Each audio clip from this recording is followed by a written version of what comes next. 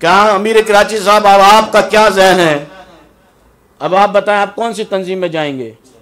मैंने कहा मैं लानत भेजता हूं, मैं कल भी बाबा का था, आज भी बाबा का हूं।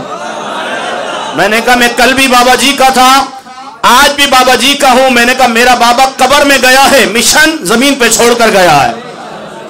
मैंने कहा हम हवा देखकर, रुख देखकर कायद नहीं बदलते। अब पहले कायद बाबा जी थे और हैं। अब इंशाअल्लाह हमारा अमीर हाफिज साद हुसैन कादिर रिजवी दामत बरकातुहू आलिया। मैंने कहा हमारी गर्दन तो कट सकती है, इस घराने से 2 नंबर ही नहीं कर सकते हैं। इस घराने से हम गद्दारी नहीं कर सकते हैं, क्योंकि मेरे बाबा ने फरमाया था इस सफर है कुएं जाना, कदम कदम बलाएं, जिन्हें जिंदगी हो प्यारी यहीं से लौट जाए। तो आप लोग तो वफादार लोग हैं।